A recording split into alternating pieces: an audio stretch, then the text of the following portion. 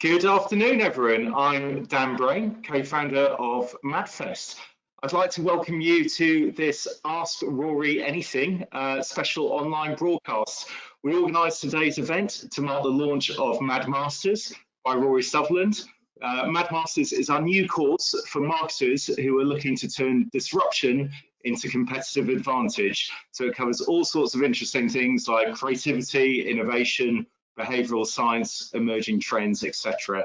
We're going to be hearing more about the course in a minute, but on to today's event. Well, as the name implies, today you can ask Rory anything using the questions function in the sidebar. So you can ask Rory about the weirdest things he's seen in advertising, the most exciting innovation taking place right now, where to visit in Wales, the weather, who will win Wimbledon, whatever you like. So nothing is off limits.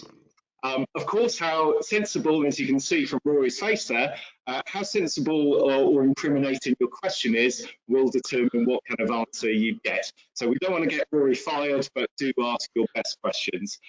Please do get involved. Don't be shy. Now is really the time to ask that question you've just been dying to ask. So the format is slightly risky. It does require you guys to submit those questions using the questions button. So as is a MadFest tradition, we're going to be putting some polls live shortly, and we're going to be taking stock of what you're thinking in terms of how your own businesses are adapting and what you as marketers are doing personally to adapt your game.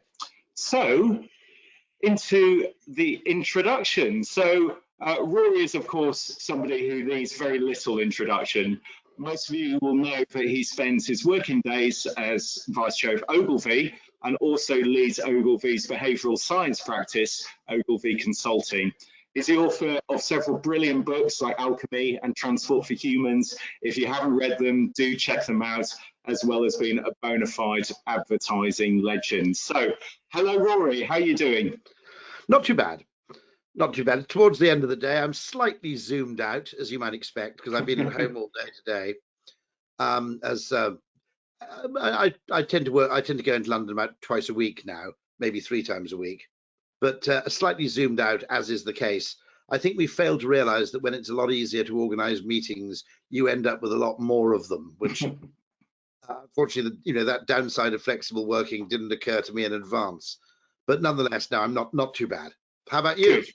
I'm very good. Well, I hope this this webcast is going to energise your Tuesday afternoon, and we're going to get lots of interesting questions from the audience. So I thought we would just kick things off with a few questions about Mad Masters and what you're up to.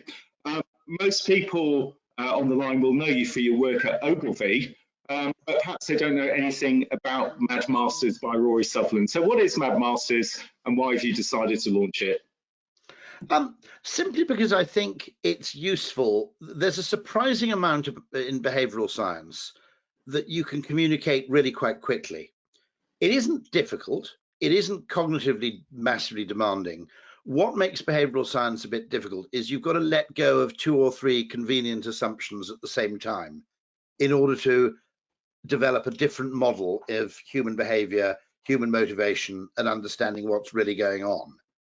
And it'll draw on a mix of things. It'll draw on evolutionary psychology, it'll draw on evolutionary theory, complexity theory, but most people become very, very attached to any view of the world which is readily comprehensible. And once they've actually formed that view, they become very, very protective of it, very defensive of it. And actually, going in, one of the things I noticed is that going in and disrupting someone's kind of mental model of the world is a bit like, going in and rearranging a child's train set. They don't really react very well. But equally, I think if you just accept, and it takes a little bit of time, and that's why I think there are, 12 parts to this course. If you just accept, for example, that we don't, for example, have full introspective access to our own thought processes, and that a large amount of our decision making is really heavily influenced by or driven by what's known as the adaptive unconscious. Okay. And if you come to accept that, and you come to accept that the real official reason why you do things may not be the real ultimate reason why you do something. That you may clean your teeth officially to prevent decay and to prevent cavities, but the more pertinent, the more potent driver of cleaning your teeth is fear of bad breath and vanity. Okay. Once you start to understand that, we're not a rational species, we're a rationalizing species, the real payoff comes, the pain point comes in terms of having to slightly rethink your view of the world. The payoff comes in that it makes the possible solution set to any problem much, much bigger. Once you're prepared to admit psychological solutions alongside, say, technological solutions, you're playing with a much, much bigger deck. And that makes creativity actually much easier. And it makes it actually much easier to experiment intelligently. And it makes it much easier to solve problems, in some cases, very, very inexpensively indeed. That what it might do is point out something which was completely invisible before. Funnily enough, I was talking to some people only recently. I was talking to Eric Johnson, who's just written this rather excellent book, which I'll plug to all my viewers here. It's called The Elements of Choice, and Eric Johnson's at Columbia in New York, and he's a sort of lifetime student of choice architecture. And we were talking about many, many things that occur in business where you assume the problem is lack of human desire, will, ability to pay, whatever it may be, when in reality you've constructed, without realizing it, a choice architecture that makes it very difficult for a consumer to buy your product. And we talked about a very strange thing that happened back in the day with ITV. You may remember in, I think, the late 90s, early 2000s, ITV had terrible viewing figures. And they were obsessed with investing in programming and Ant and Dec and so forth in order to get the viewing figures up, because they were losing a huge amount of advertiser revenue. And what didn't seem to occur to them was that a large part of this lost audience was probably because they'd refused to pay to be on the Sky EPG. So now, admittedly, you've got to be quite old to remember this, but back in about 2003, if you wanted to watch ITV and you had a Sky box, every other channel, the program listing appeared on the electronic program guide. It told you what program you would get if you went to Channel 4 or Channel 5 or Discovery or whatever it might be, except for ITV, Channel 103, which said to watch ITV, press TV and then press 3 on your remote.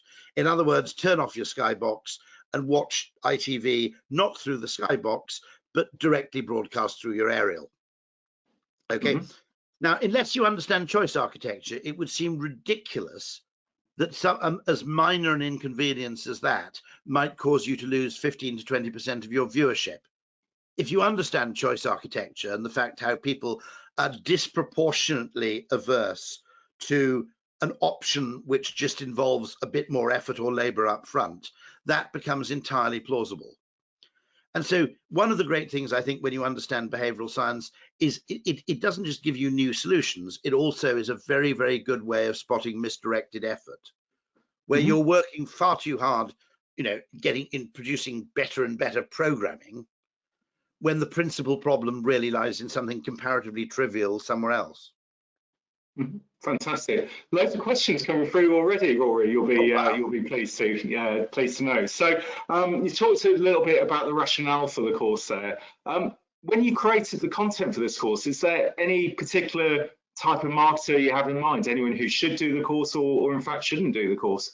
Yeah, there's a particular marketer who I would love to do the course, which is what I call the beleaguered, slightly lonely marketer. I'd hope that everybody in marketing, people at P&G, Unilever, etc., would benefit from the course, because whereas I don't claim to be right, I claim that it is very, very useful in dealing with anything that involves humans to have more than one way of looking at a problem. And increasingly in the business world, for a variety of reasons, the shareholder value movement, I think the homogeneity of what's taught at business schools, you increasingly get groups and silos of people who all look at the world in exactly the same way. And that creates wonderful cohesion in the group. The price you pay is you have enormous blind spots. And that's what gave rise to the 2008 financial crisis to a great extent, which is you had a whole bunch of banks using exactly the same metrics, all blind to exactly the same risks.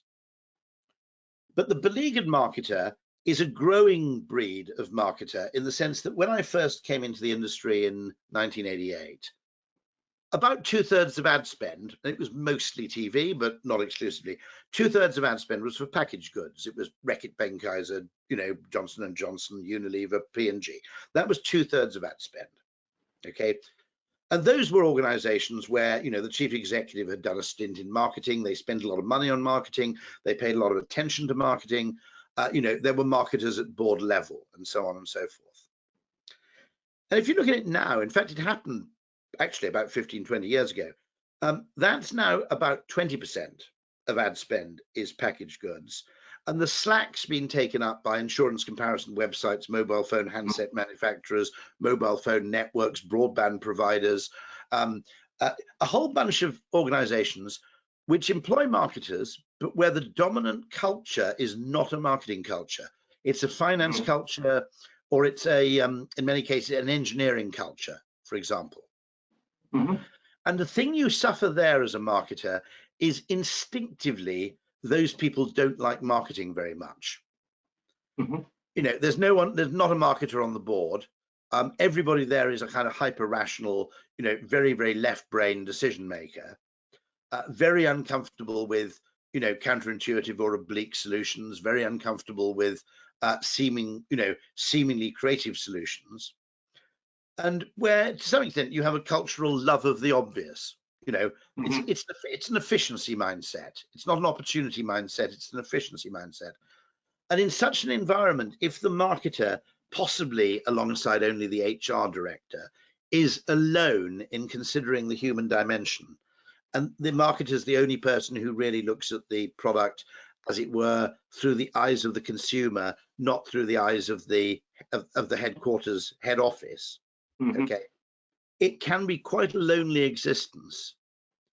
And and one of the great things, I think, is that behavioral science can give you a vocabulary which might help you communicate to those people in a way that's more convincing and more effective than using conventional marketing argot. And part of the reason that a brilliant colleague of mine called Alistair Graham once said, he said, the trouble with marketing language, he said, is the language of marketing is like the language of astrology. If you're talking to fellow believers, it all sounds fine and very convincing.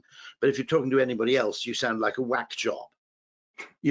As we said, if you go into a financial board of directors who've been spending 8 hours looking at balance sheets, and you use a phrase like brand iconography, okay, that's a bit like going to the head of thoracic surgery at St Mary's Hospital in Paddington and saying, let us all trust to the healing power of the crystal.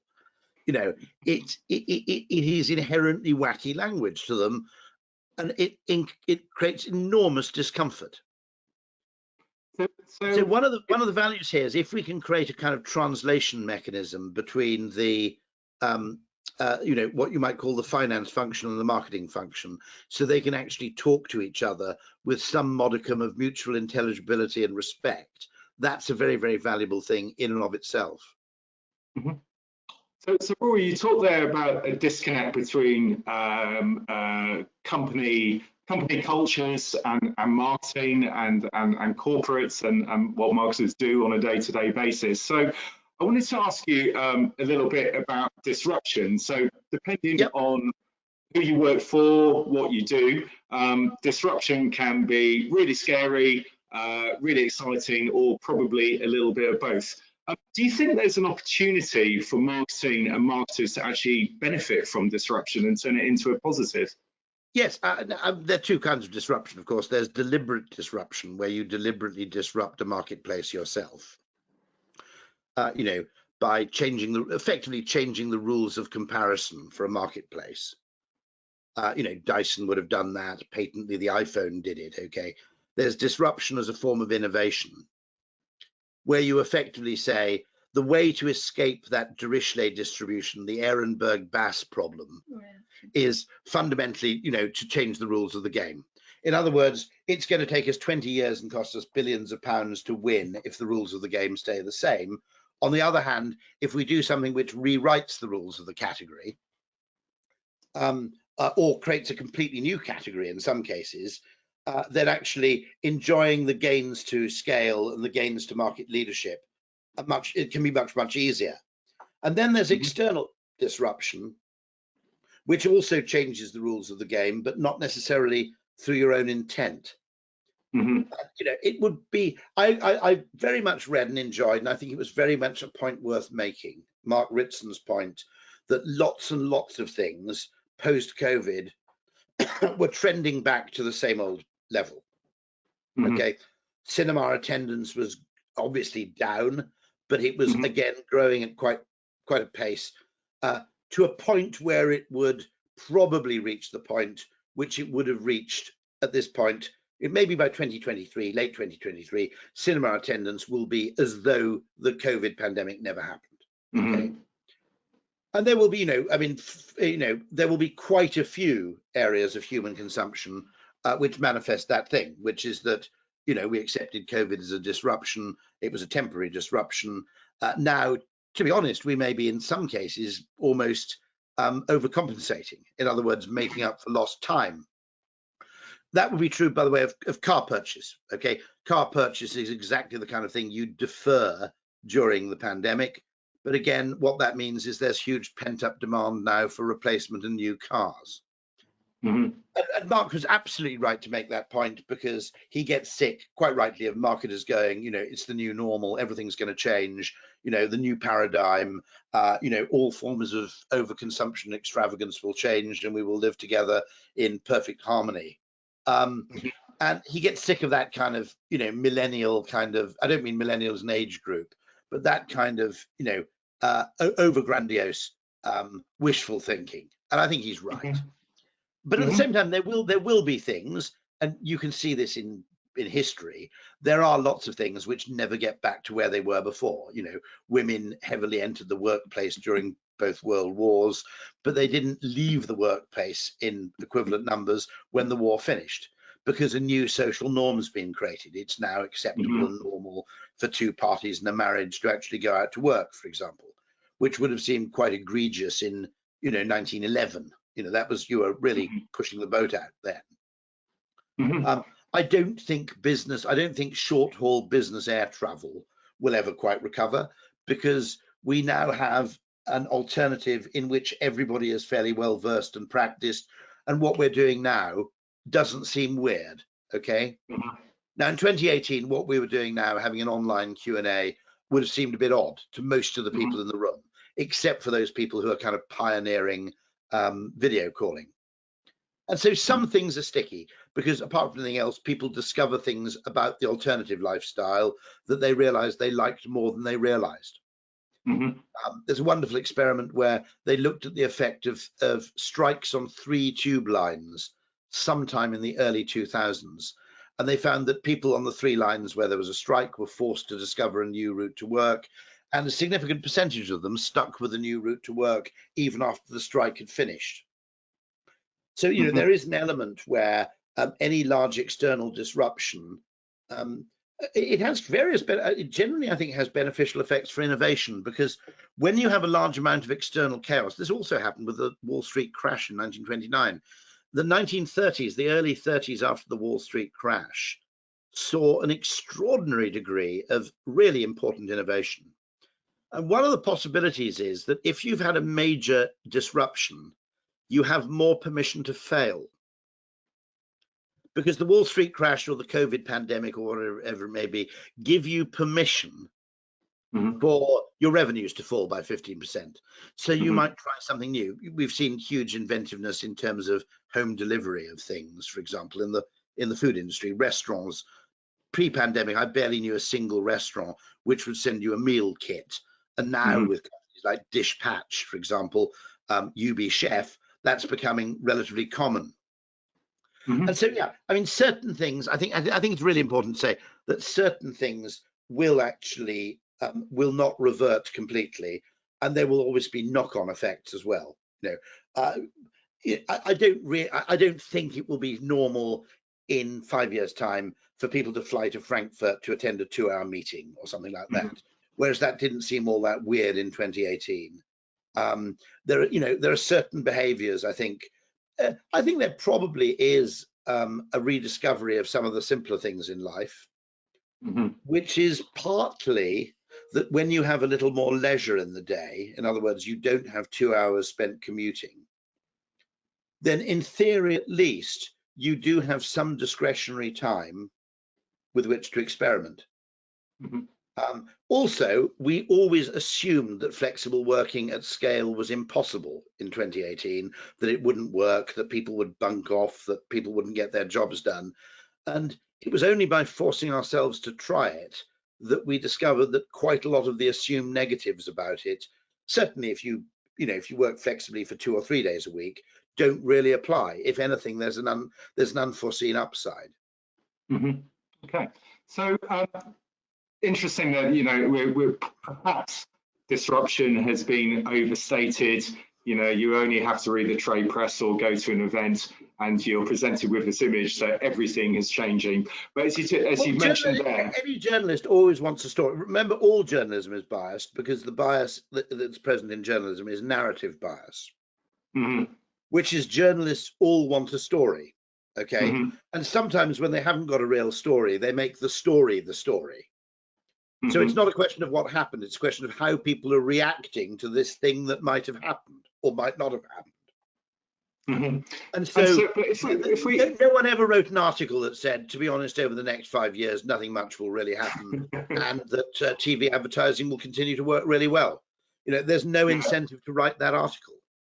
No, of course not. So, but if we take some of those sticky trends, so if there have been fundamental shifts in behaviour, in consumption, in the way we work, perhaps in our culture, what do you think brands and marketers actually need to do differently if we accept that some things have changed?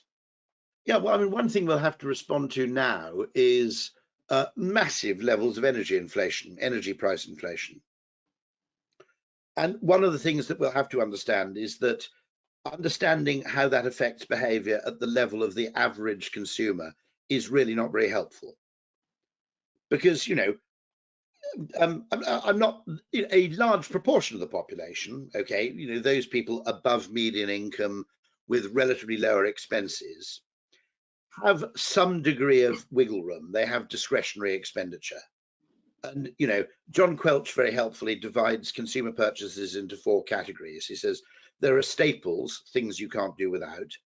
There are treats, which are things you can do without, but life is particularly boring and unrewarding if you don't have the occasional treat. Then there are postponables. That's something like getting your kitchen done or replacing your car. Mm-hmm. Okay. You can do it now, but you can equally do it in 3 years' time. You can delay it. Okay. Mm-hmm. And then there are things which are entirely optional. Going on a cruise holiday, your 3rd cruise of the year. You can't really position that as a necessity. He gave cruise ships, John Quelch. He's based in Miami, so I suppose cruise ships are quite close to his heart. But depending on where you sit in the income gap and the expenditure and the income scale and the expenditure scale, okay, your ratio of those 4 things will be very, very different. And people who have significant numbers of postponables and expendables, effectively, will not be that adversely affected by a hike in energy prices because they have enough discretionary spending to cushion them. There will be other people whose lives are basically pure staple or staple plus occasional treat, Mm-hmm. who will find it inordinately more difficult. Mm-hmm. At their level, you may find it difficult to understand their anger because, after all, this is largely driven by external forces.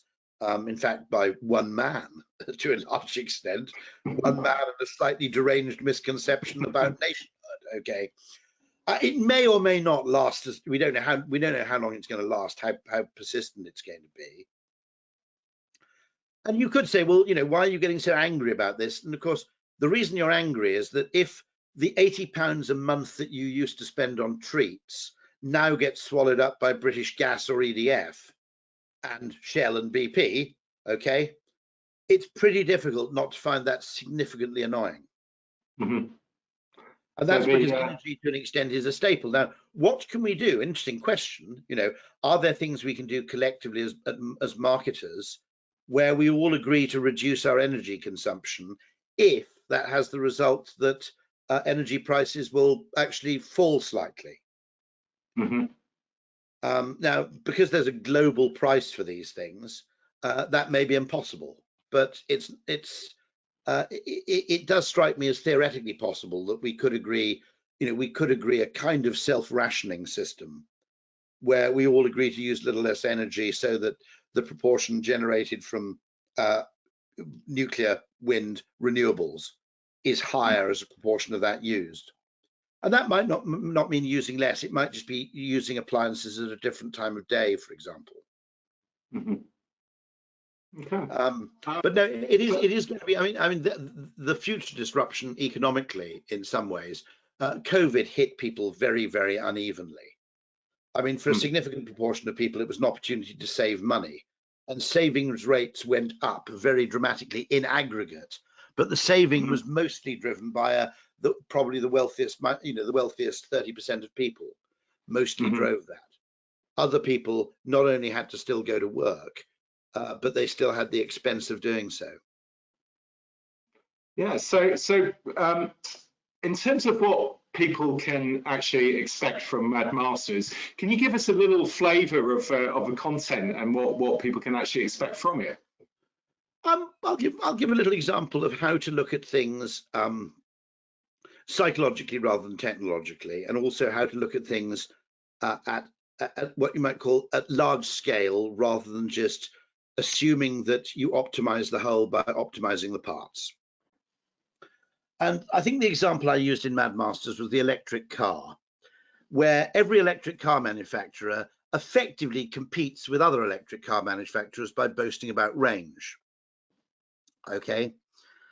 And individually, if you want market share, that's not a bad thing to do. The so-and-so has a 270-mile range. My new Hyundai has a 340-mile range. And, range is not totally irrelevant, by the way, it's a benefit. But here's the interesting thing. If we go a bit deeper, first of all, what you're doing by competing on the basis of range is all the car manufacturers are unwittingly conspiring to make the one single negative of electric car ownership the most salient feature of owning an electric car. Okay, so there are only two downsides to an electric car. I'll be blunt about this. One of which is they're expensive. Okay, they're expensive to buy. And the second one is that range constraints are slightly worse than they are for petrol cars. Okay, now in every other respect, I would argue electric cars are probably better to drive. They have better performance. And the one thing that's got completely missed in this is they're incredibly cheap to run. Because actually, you can add, I don't know, what we roughly speaking, 15 quid adds something like 150, 180 miles range to if you charge at home, to an electric car. It's inordinately, it might be cheaper than that actually, but cost per mile is very low. There are very few moving parts, so maintenance costs are correspondingly low. Okay. Now the interesting thing there is that what's happened there is what we have now with electric cars, not necessarily in the US or Canada or Australia, but what we have in, for example, the UK or the Netherlands, is that a worry that's been inherited from the United States, where it is quite relevant, which is range anxiety, okay, has been translated to the UK, where it genuinely isn't a relevant fear. Or at least I'll put it further, in a year's time, with a further rollout of another few thousand rapid charging stations, range anxiety will be essentially irrelevant. I've got an electric car. I suffered range anxiety for the first sort of couple of 500,000 miles I drove in it. Now it doesn't even concern me, really. Now, the reason for that is very simple. Okay, America is very, very big. Okay, America gets very, very cold, which means that your range really shrinks. America only has 110 volts domestic power supply. So if you go and visit your granny and try and charge your electric car overnight from her standard power supply, you'll get about 2 miles added to your range every hour. In the UK, we've got 240 volts. You'd actually get, leave your car charged overnight, you get 100 miles of range out of a British 3-pin plug. We've got trains. So if I had to go to Manchester and back in the day, I probably wouldn't drive anyway. I'd take the train. Okay. Because we're very densely populated, you don't get that business where you've got one chance to recharge in the middle of Nebraska when it's -20, and you end up spending 3 hours failing to charge at a Nebraska truck stop in sub-zero temperatures when the radio tells you the serial killers just escaped from the local prison. Okay, right? Okay, that's not a fun thing. In Britain, charging more means you drive into Bourton on the Water, you potter into a few tea shops, and you let your car charge while you're wandering around. Okay, I still haven't got a charger at home. I've got a charger up the hill, which is next to a Costa, and a charger back in Sevenoaks, which is next to a cafe and an Amazon pickup locker.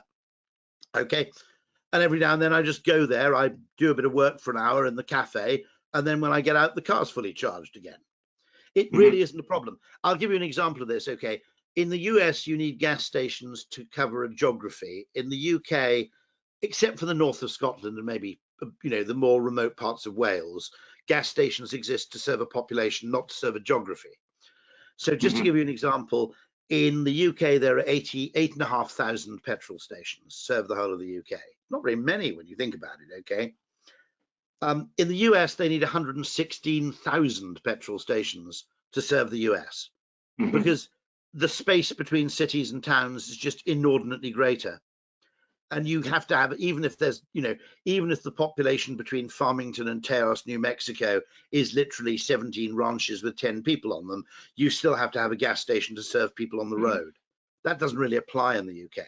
So the number of charging stations we'll need will be correspondingly an order of magnitude less, perhaps. Okay.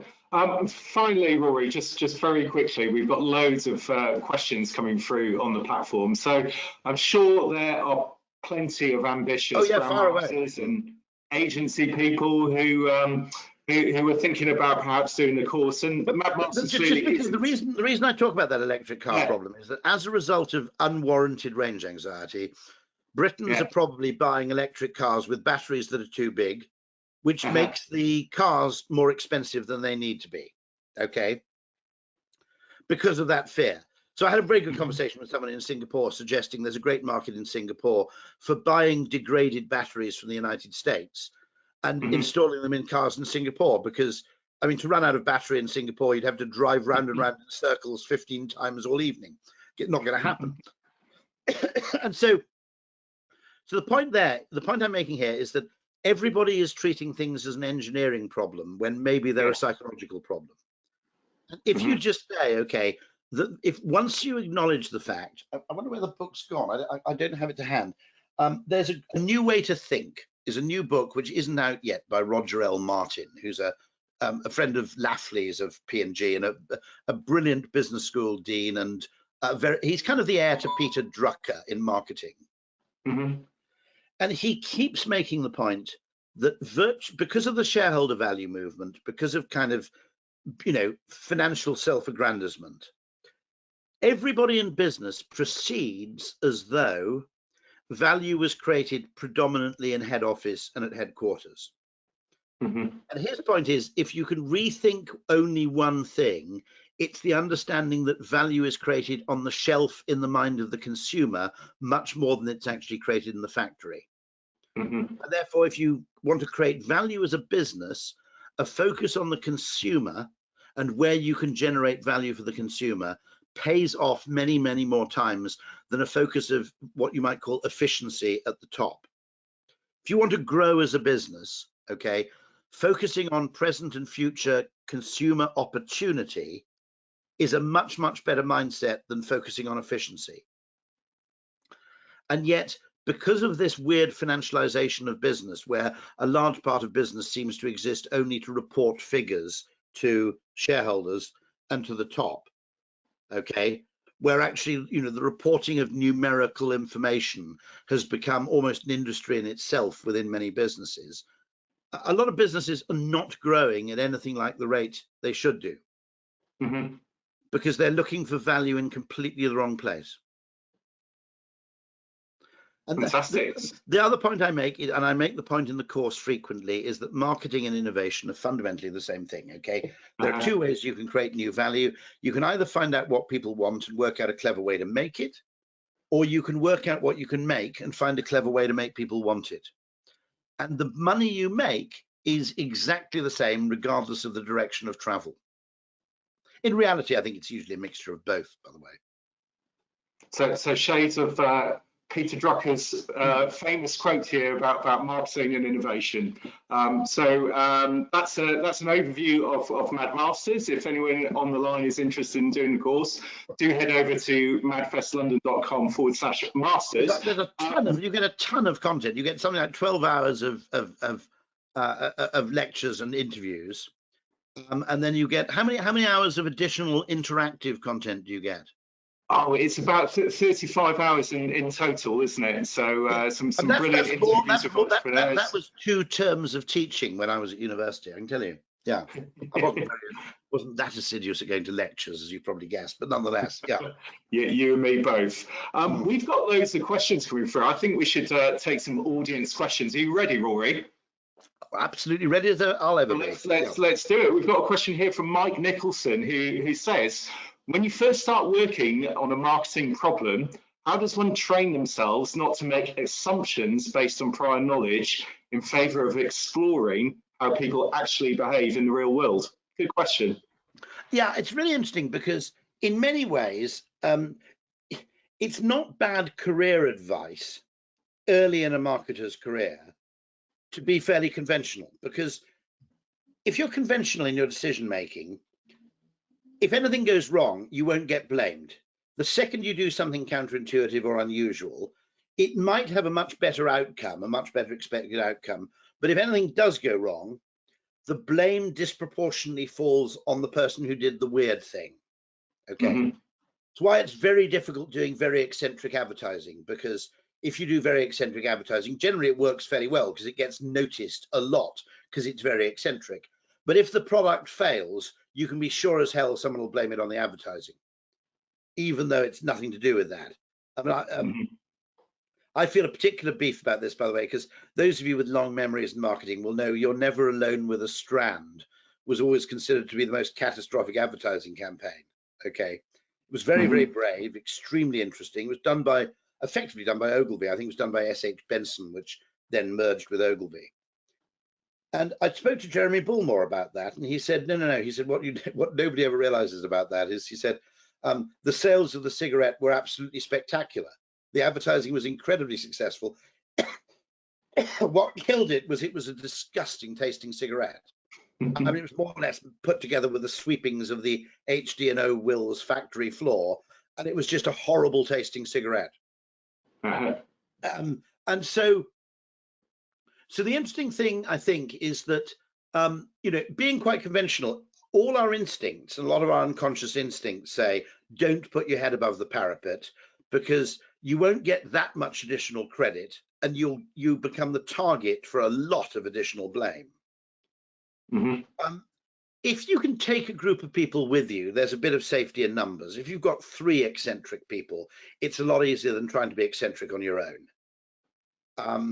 And the other thing to do is simply, ask yourself what you don't know. Okay, it's a bit like that piece of complete genius, I think, in the Sherlock Holmes short story. It's called The Silver Blaze, technically, which features the dog that didn't bark in the night. That's an extraordinary act of observation, because it involves noticing not something that happened. It isn't looking for the significance of something that happened, but looking for the significance of something that wasn't there.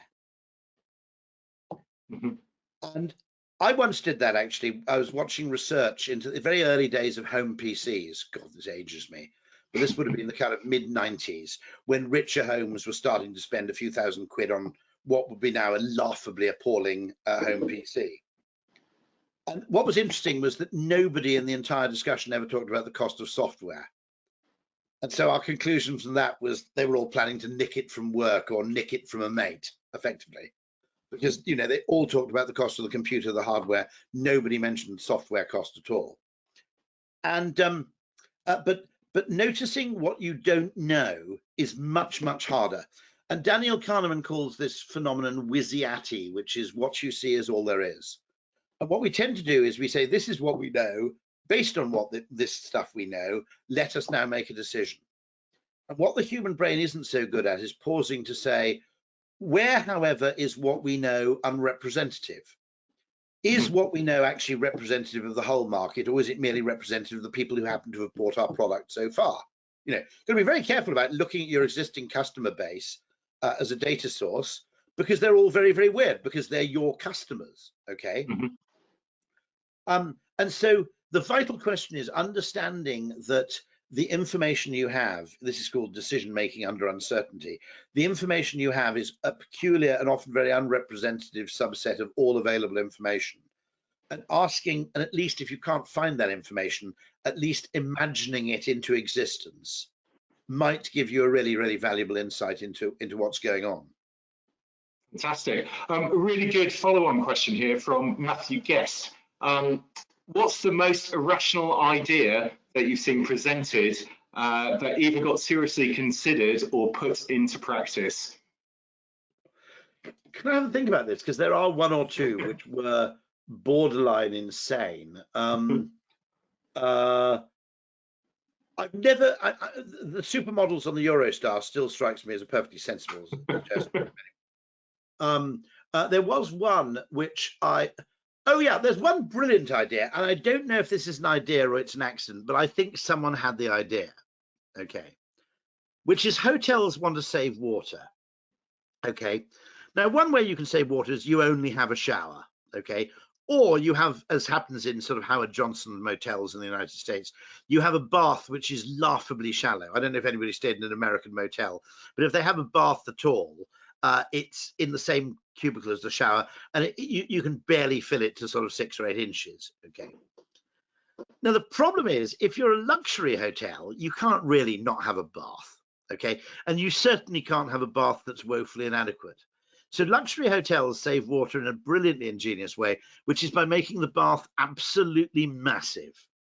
And so you wake up in the morning and you look at your bath and you go, well, one, it's going to take me about 45 minutes to fill the thing. Then by the time I'm filled it, the temperature is going to be wrong. So getting it to an actually tolerable temperature is going to take a further 10 minutes of correction. So you look at it and you go, well, if I were participating in an orgy, it's conceivable I might make use of that bath. But since I'm in the hotel room on my own, I'm going to have a shower instead.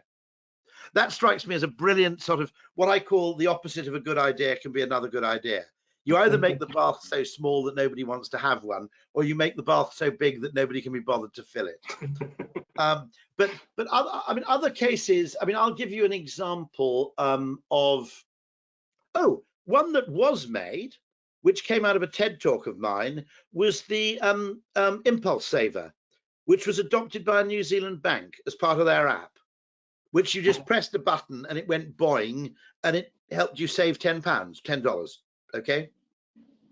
And my argument was that there was a fundamental imbalance in that saving money was bureaucratic and tedious, whereas spending money was fun.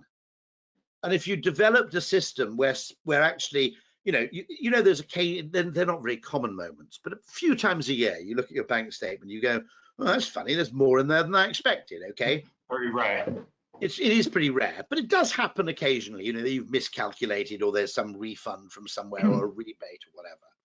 Now, wouldn't it be great, I said at this TED talk, if you just had a big red button and you went doing, doing, doing, doing, doing, and every time you went doing, it moved $10 from your current account to a savings account. And much to my joy, actually, a Kiwi bank went and did it. Wow. It was, I think it won an award. I think it won a gold at Cannes, actually.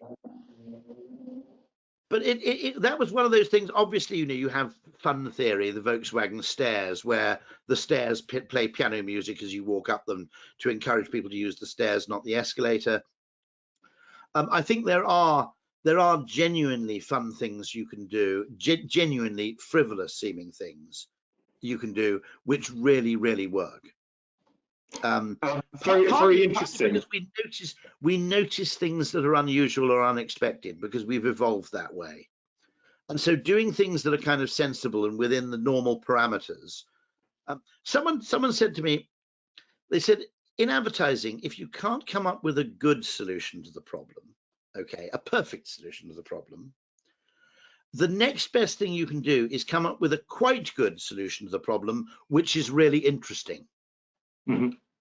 Because if it is interesting, okay, it will generate its own attention and its own, viral conversations and so forth, and it will spread organically. It will get talked about. Wonderful one, which I'm very proud of, at Dishoom, which I think not me, but one of my team was involved in, is rather than having a discount of 16%, they give loyal customers a dice. And if you come at the quieter times of the week, you have a full meal at Dishoom, and then you throw the dice. And if you throw a 6, you get the entire meal for free. Now, economically, to the organization, that's like a 16.6% discount. To the participant, it's literally 20 times more exciting than a 16% discount. That's a brilliant example of kind of flipping the logic, if you like. Brilliant. So following on, you mentioned fun and frivolity there. We've got a good question here from Gareth Priest, who works on the agency side. So how do you begin to reverse the financial and cost-cutting culture from your marketing agency? What is it that us as individuals can do to change the culture of the organizations we work for? I think two things I would do. I'd try and create, if I ever start an organization, I'd create a customer board. And so I'd say, look, the job of the shareholder board is to look after the interest of the shareholders. The job of the customer board, I don't believe in the shareholder value movement. I think it's intellectually incoherent. I think it's damaging. And I think it's created a kind of moronic cost-cutting culture to the long-term detriment of the shareholder interest, by the way. And I'd create a customer board and an employee board. And I'd acknowledge the fact that actually a great organization exists to serve all three stakeholders. And you can add a fourth stakeholder, which is the wider planet or wider society. You'd probably make that the job of the customer board, I would suggest, but maybe not. Maybe you could create a fourth organization. But the other thing I think you have to do is you have to accept that you need to ring fence money for experimentation. And the criteria and the metrics you apply to your experimental budget should not be the same as the criteria you apply to your efficiency budget.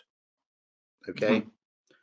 And the purpose of experimentation is as much to discover where your future lies as a business as it is to make money out of the present. Drayton Bird, the guru of British direct marketing and my first boss, he was anything but a fluffy advertising guy. He was a very, very hard-headed businessman. And he always said, you don't do direct marketing to make money. The principal value of direct marketing is what you learn. Because if you learn, you might learn something in direct marketing which isn't particularly valuable, but if you can then apply that learning to different fields, you might derive 10 times as much value from the discovery as you did from the actual activity.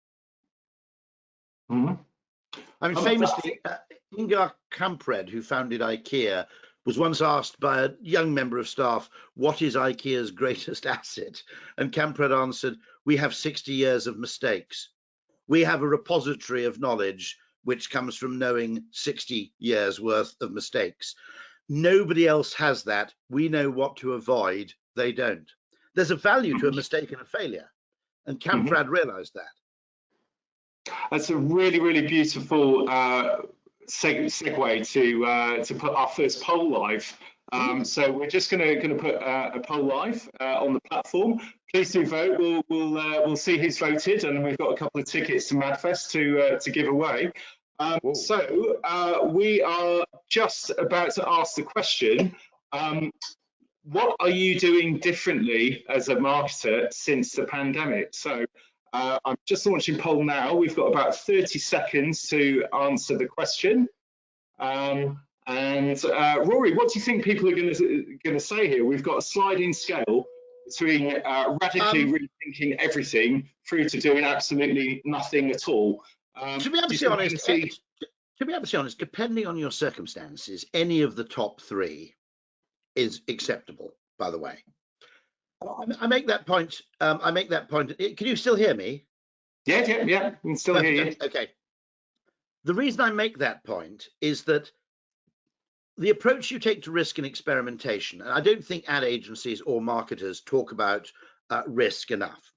Now let's take two Procter & Gamble brands. Okay, you've got Tide, which has something like 60% of the US detergents market. P&G was very early to spot the automatic washing machine. They were early to produce a product for it. And every single automatic washing machine you bought in the United States for about the first 20 years came with a box of Tide included inside the drum. But that has this absolutely monumental market share, okay? And you can buy it in pods, you can buy it in liquids, you can buy it in powders and so forth. Mm-hmm. Now there, the principal motivation is don't mess up, okay? Because there's a limit to how much market share you can gain on top. The principal thing is you need a degree of caution. If you'd taken over, by contrast, you'd taken over Old Spice, you'd say, to be honest, betting the farm on a kind of crazy ad campaign for Old Spice made sense in two ways. Because there were two things that might happen. Either the advertising works, in which case you rescue a brand that was going to die, okay, that's very valuable, or the advertising doesn't work, in which case you probably kill off the brand a few years sooner, which might also be valuable, by the way. And so there's something, you know, that it is important that we accept the fact that marketing is probabilistic. And I think we like to pretend, because we think it makes us look scientific, we like to pretend that marketing is a science. Marketing is a science in that you can learn and get better at what you do, and you can refine what you do, and you can transfer knowledge from one field to another. But it's not a science like physics, where if you know 3 of the variables, the 4th one is immediately obvious and has a single value, and only that value can be right. It's not like that. It's never going to be like that, but because human behavior is just weirdly messy. Okay. Mm-hmm. If you take behavioral science experiments like the paradox of choice, and Eric and I were talking about this the other day, you know, well, it's quite likely if you're quite time pressured and you're offered an insane choice of jam, you might not bother buying any jam and might go and buy some marmalade instead because the choice is more manageable. Okay. Mm-hmm. So sometimes more choice can be absolutely disastrous. Okay. Mm-hmm. On the other hand, if you've gone with your family and you've got in the car on a Saturday and you've driven 30 miles to visit a shop called World of Jam, okay, should such a thing exist, it's only a matter of time, okay, it's highly unlikely you're going to walk through the door of World of Jam and go, oh, just there's too much jam, I can't cope, okay. So our behavior is hugely determined by contextual factors and path-dependent factors. And so it's absolutely impossible, given the extent to which context affects our emotional response to things and how our emotional response then drives our behavior, it's impossible to turn this into an exact science. What you can say, I think, is that it's worth testing more things than we think are important. Mm-hmm. And so, don't just test the things an economist would test, and don't just test the things your customers have told you they want. Because your customers don't really know what they want until they've seen it. I talk about that actually. There are many things. There are many things which, I'll put it another way. This is my defense of creativity. Okay, out there waiting to be discovered, there are far more good ideas that we can post-rationalize than there are good ideas we can pre-rationalize. Mm-hmm. And so if you demand a completely rational sequential order of deductive logic to get you to your next new product innovation, okay, one, you are only going to get to about 10% of the available solution set, okay, if you demand absolutely robust evidence for your innovation, okay. Mm-hmm. And two, when you do get to a space, the likelihood is that it's going to be overcrowded or will soon be overcrowded with competitors, because it's just where you've gone is a logical place to go. And there's no shortage of logical people looking for logical places to go. By contrast, I think you can only really do great marketing if you have the power to do things your finance director doesn't like. Fantastic. Because almost by definition, powerful communication has an element of seeming waste to it. In other words, you do more of something than you need to, or you exaggerate something for attention. The example I always give, and I probably give it in the talk, so apologies, you've got to hear it twice. I always give the example of the DoubleTree hotel chain, where when you check in, they have a kind of cooker thing underneath the check-in desk, and they give you a bag of warmed cookies, freshly made on the premises, to take up to your room. Mm-hmm. Okay. Now, apparently the finance director has been trying to kill that for years because it costs them, quite a few £1 million a year. Okay, $1 million. Now, my argument is I last stayed at a DoubleTree hotel in 1997, I think. Yeah, I stayed in a DoubleTree in Chicago in 1997. I had the DoubleTree cookies. Tomorrow, if my assistant said to me, you've got two choices of hotel that are next to the conference venue, you can stay at the X or you can stay at the DoubleTree. Well, unless the X was some ludicrously luxurious, palace. Okay, I go, I'll stay at the DoubleTree because I get the cookies. Okay, now that's a memory that's lasted with me for 17 years. No, 20, sorry, wrong, 25 years. Okay, 25 years ago, I last stayed there. I still remember it. And it's nice because it's pointless. No one's saying I hate that hotel. It didn't give me any fucking cookies when I checked in, right? But the very fact that you don't have to do it is what gives it meaning. Fantastic. It looks like people agree with you, Rory. We've got a high turnout here, 77%. Wow. And 96% said the top three answers. Yeah. So people are at least prioritising what works or keeping an open mind about innovation. So if very you have encouraging. an extreme efficiency mindset, experimentation looks like an inefficiency. If you have a okay, we'll spend 80%. If you have a sensible explore trade-off, which is we'll spend 80% of our time exploiting what we already know and 20% of our time exploring what we don't yet know. That means you get a slightly lower return at the beginning, but you get a much better return over time. It's very similar to that graph on the long and the short of it by Binet and Field. Should we get back to some questions? We've probably got about another 10 minutes or yeah, so. That'll be fine. I quite like this one. This should be a fun one for you. So, what is your fantasy dinner party lineup and why? Oh, bloody hell! How big is the venue? I once went to Pizza Express, and on an adjacent table, actually it was Kettner's, on an adjacent table was the late Peter Cook. And it was extraordinary because the guy was so funny. You could literally see everybody in the room that wishing they were sitting at the table and able to hear what he was saying. It's a really interesting question in terms of that. There are a few weird answers. You're allowed to choose people from history, I guess. Are you allowed to choose people who are dead? I think so. Actually, you've got to give crikey, that's really interesting. Okay, probably Herbert Simon, one of the early behavioral scientists who died in I think the 1970s or early 80s, and so I never got a chance. Bill Bernbach, maybe. I met David Ogilvy, so that's checked off the bucket list. There are only about 3 YouTube films of Bill Bernbach, by the way, on YouTube, and they're absolutely fantastic. I'd never seen them until about a year ago. So I would choose, a few ad people because I like ad people. The great thing with ad people is they're absolutely fantastic in small numbers. The problem with the Cannes Advertising Festival is advertising people in their hundreds become totally intolerable. But advertising people in their 5s and 10s are really, really great. Okay, because in fairness, I think what makes them an enjoyable company is their willingness to revisit things or rethink things. A guy called Howard Luck Gossage, who is Steve Harrison's actually written a book about.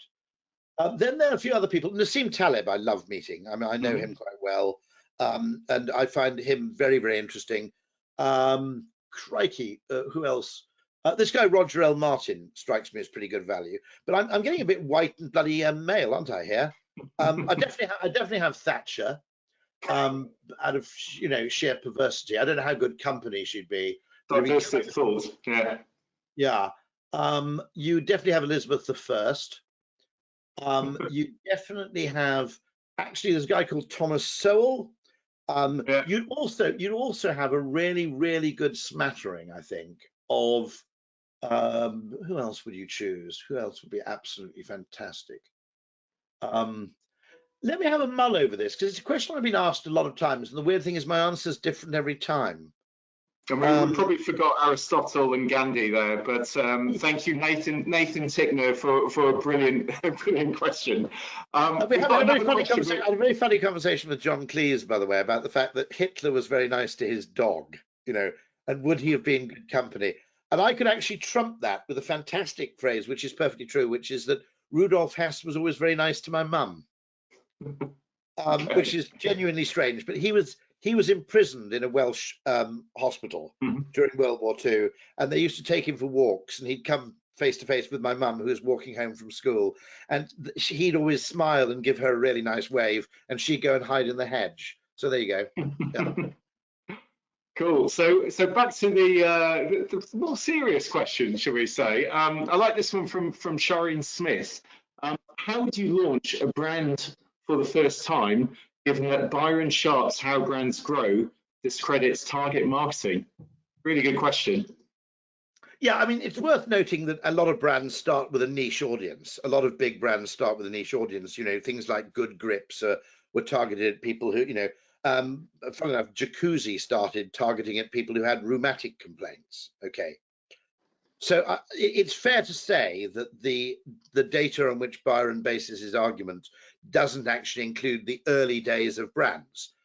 Tesla, if you think about it, which is possibly, I don't think it's the world's largest car maker, is it? No, Toyota must be.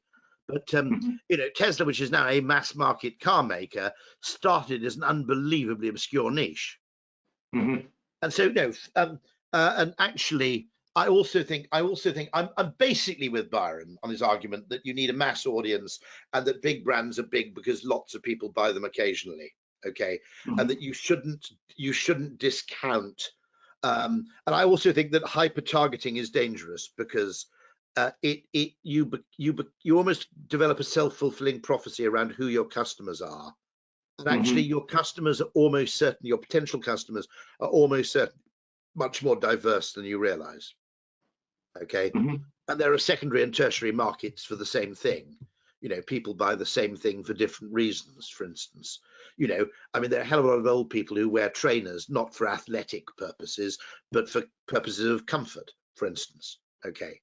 So getting overly preoccupied on a particular target audience, Byron's absolutely right. But and Jeremy Bullmore always makes the point that being a niche brand does happen. By the way, there are niche brands. Byron Sharp claims there are some.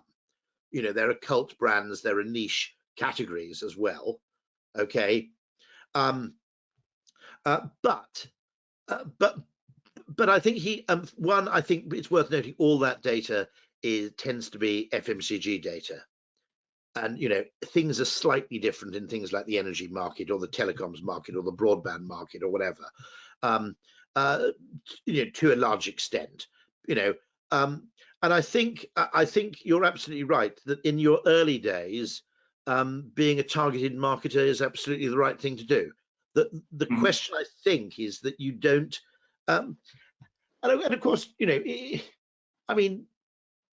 The other thing is, by the way, they're not mutually exclusive. I can make this point really, really firmly, and Ritson makes the same point. He talks about, we need to develop a school of bothism. That doing short-term promotional communication doesn't prevent you. It's not either or. It doesn't prevent you from doing long-term brand building communication. And so I think it's really, really important that where Byron's absolutely right is don't get stuck in this obsessive idea with over defining who your target audience is, as though the worst sin in the world in marketing is media wastage. There isn't much media wastage. Quite often there's cultural imprinting, okay, in that it isn't just what you think about a brand, it's what you think other people think about the brand, okay, and you need mass media to some extent to achieve that.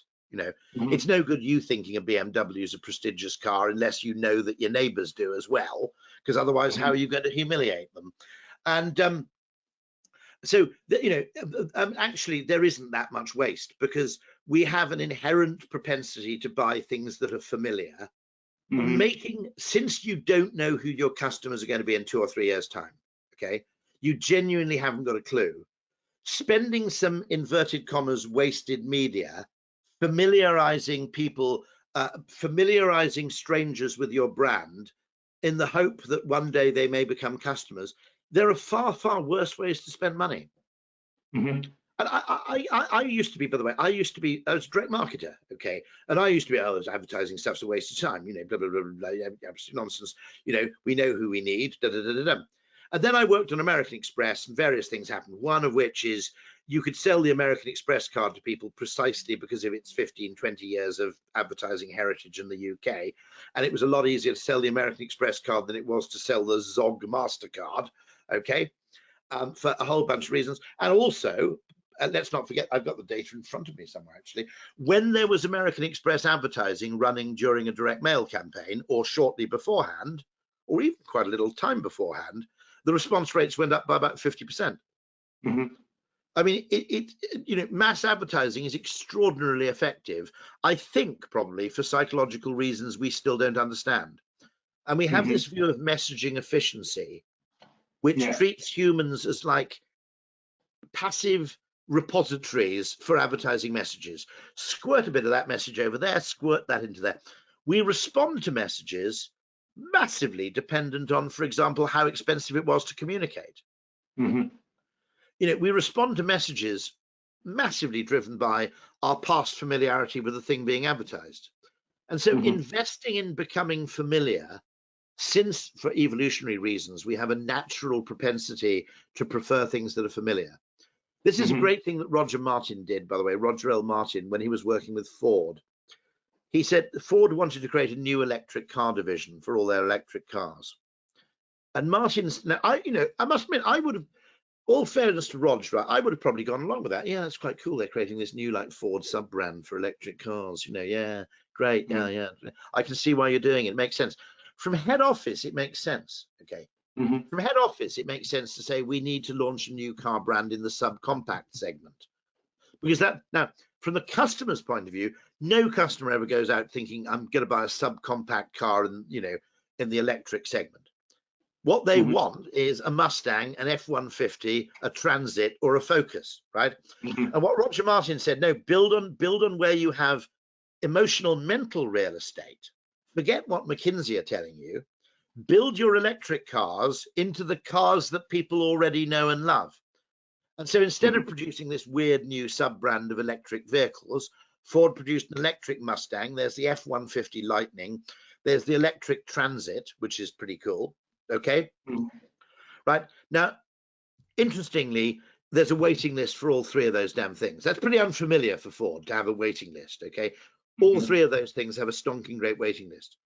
And where I give total kudos to Rog there is that if Ford had come and said, you know, I mean, I've worked in goddamn advertising for 30 years, you know, I know all about brands, familiarity, da da da da, you know, mental real estate, you know, mental availability, da da da da da. And yeah, we're going, oh yeah, new brand for your electric car, you know, your electric car portfolio. Yeah, great idea.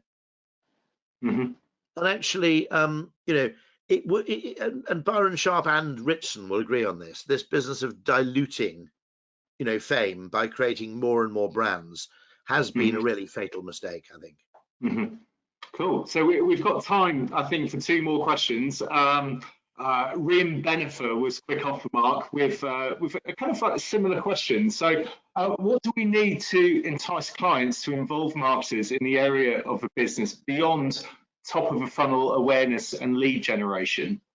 What do we need to involve clients in it? Involve marketers in areas of the business beyond top of the funnel awareness and lead generation. Brilliant. I've only seen Jeremy Bullmore get angry twice, actually. He hated the word proposition because he said, it doesn't matter what you're saying. What matters is how the consumer responds to it. And consumers do not respond linearly to propositions. If you say, I am funny, a consumer does not go, he is funny. If you want people to think you're funny, you have to tell a joke, okay? A good joke in the right context, in the right circumstances, right? You know, someone might come on stage and hit you for it, but it does at least prove you're quite funny, okay? Now, the second time I saw Jeremy Bullmore get angry is when someone used the phrase marcoms. And we have to get marketing out of this communications ghetto and have wider discussions with other parts of the business. Other parts of the business which have a bearing on customer-facing experience have to at least become, if not part of marketing, they need to have conversations with marketing. That includes pricing, new product development, for example. It would also include, obviously communication. It would include things like distribution, choice architecture. It would include things like, one thing I always notice, which is a total marketing failure that every single e-commerce company has, is they don't give you any choice about who delivers your stuff. Now, I think people will be much more likely to order things online if they got a choice between DPD, Royal Mail, and something else. You might have to pay for one of them. Okay. Why does that not happen? And the reason it doesn't happen is that once you've got through to the basket and you've clicked buy, you're handed over from the marketing space into the logistics space. And the guy who does logistics isn't measured on customer satisfaction at all, probably. He's only measured on the extent to which he can negotiate down the cost of each individual delivery by putting all the deliveries through the same distribution company. And the point I'm making is that anything that impinges on a customer needs to be considered through a marketing lens. And one of the worst things that happens, I think, which destroys company value inordinately, is where you get call centers effectively run by people who they probably have a couple of hygiene factors. I mean, you can't just have a load of people picking up the phone and telling people to fuck off. Okay, there's some vague hygiene factors around, satisfaction or net promoter score or something there, but nobody really pays much attention to that as long as the NPS is above 6 or something. And all they do is optimize how quickly you can get people off the line effectively. Now, that's an opportunity with 2 or 3 discretionary minutes to turn an unhappy customer into a lifetime loyalist. The lifetime value you could actually extract from making a phone call that resolves someone's complaint really well, okay, is potentially enormous. But the guy who's actually doing that doesn't necessarily have, it's not just he doesn't have a marketing mindset, he has no interest whatsoever in doing anything with the call center other than paying the people less and making them faster. And I think in service brands, okay, this is really problematic. The fact that actually a large part of the things that really determine a customer's experience of a brand are outside the marketer's control. Fantastic. Rory, just we've probably got time for one more. Yeah, we've got question. one. Go on. So here's an interesting question. If everyone in the world threw their phone in the bin, how would the advertising industry adapt? I think actually the preoccupation with mobile and young people is, by the way, a bit disproportionate. One thing I find extraordinary, everybody is there's a slightly irritating marketing quality of obsessive futurism, where people stand on stage and go, the future's all about X, it's all about the metaverse. Well, I would spend the time exploring what Zoom can do for your business before you start worrying about the metaverse, because that's a big, big thing, and it's already happened and it's already here. And there's the potential for customer service, there's potential in B2B, enormous potential in B2B, for doing things really, really differently. And the same thing is with mobile. The future is all mobile. Actually, how weird is it? Okay, I'm a 56-year-old guy, okay? Deliveroo does not have a fucking website. Monitor in front of me. But if I want to order something from Deliveroo, I've got to pick up a phone with my shitty 56-year-old eyesight and try and navigate a whole range of menu choices on a screen that's basically the size of my hand. Okay. I genuinely get slightly grumpy about this, because I think that a whole bunch of fads, websites optimized for mobile, everything has to be a bloody app first, seem to me fundamentally to run counter to what is brilliant about the internet and digital communications, which is that you have a choice of, media on which you can consume them according to your tastes and indeed age. So, I mean, to be honest, I find the mobile preoccupation a bit weird, because yes, okay, I acknowledge that my kids use mobile phones more heavily than I do. But if they're about to do anything serious, like book a flight, get on a laptop. Okay, you need a bigger screen to do that kind of thing. And so I do find it very strange in an age where for not very much money you can go and buy a 75-inch 4K TV, which, by the way, does a fantastic job as a monitor. If you plug a laptop into a 55-inch 4K TV, you know, it's like being Lieutenant Uhuru. You know, you've got this massive screen in front of you, and you can tell your wife it's a monitor, not a TV as well. So you tend to get permission to buy it. But what does interest me about this is that we seem weirdly fixated on making things work on the smallest possible screen, which, you know, it's a bit like, you know, I mean, Hitchcock didn't do that, didn't he? Hitchcock didn't go, oh God, I wish I could make something for a screen that's just 4 inches across. I do find that odd. Fantastic. Well, we're definitely into extra By time. the way, weird old person confession. I quite like TikTok. That is a weird old person confession. I get what TikTok is. You know, very quickly, why do you like TikTok? When I say that actually the opposite of a good idea is another good idea, TikTok is kind of the anti-YouTube. And, you know, I often say that there is a space. There's always the space in a market for the opposite of something that's successful. I want to launch, okay, a coffee shop. You know, you can have 85,000 different coffees at Starbucks potentially. I want to launch a coffee shop which only exists at railway stations, selling coffee to people who have a train to catch, which basically says flat white or piss off. In other words, you can have a flat white, you can have an espresso. If you ask for anything else, we just tell you to piss off.